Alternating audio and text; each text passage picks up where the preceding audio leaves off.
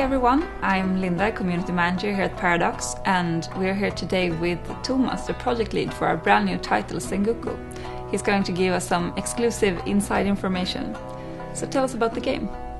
The game casts you as a nobleman in medieval Japan, where you compete for power against other noblemen. Okay, and what time period is it? The game is set in this so-called Sengoku period, which was a very turbulent time in Japanese history.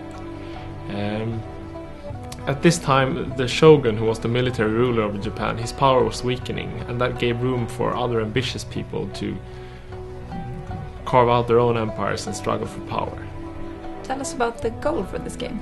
Well, the goal for the game is, of course, to become Shogun, the military ruler of Japan. And you do this by first gaining control of your own clan, and then defeating all the other clans of Japan and making yourself Shogun.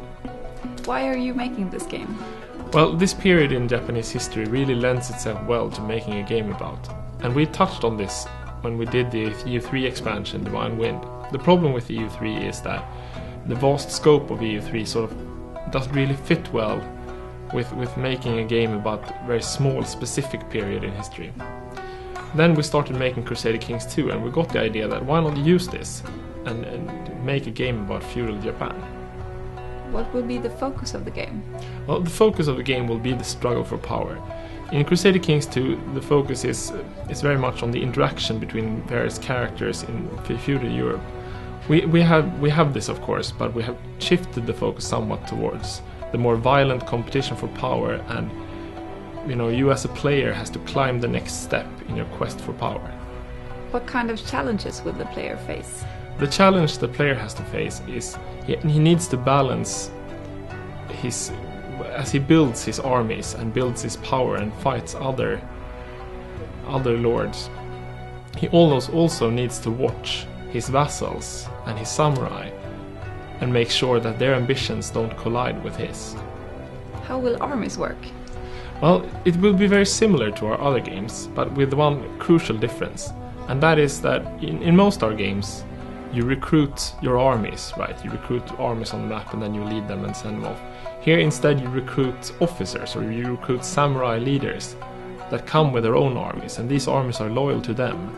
So what you need to do is maintain these samurais' loyalty to you. Otherwise, you can find yourself alone on the battlefield, which wouldn't be very fun. No. Okay, now an important one. Will there be ninjas? Of course there will be ninjas. One way, if you have a too powerful opponent who stands in your way, if you can't meet him on the battlefield, you can hire these stealthy assassins to sort of clear him out of the way. Excellent. And how do you win the game? Well, as you know, in lots of Paradox games, there isn't really a clear way to win, because our games have always been a bit of a sandbox mode. But in this game we wanted to make it a bit more focused. So the goal here is to become Shogun, and as you start to play, you can start to play as a lowly hatamoto, or a lowly master of a castle. And then your first step is to increase your power within the clan by supporting the clan. And then you need to either take power of the clan or create your own clan, and the next step after that is to defeat all the other clans, or most of them anyway, and establish your power over Japan. Okay, thank you very much. And that's all we had for you today. Bye-bye.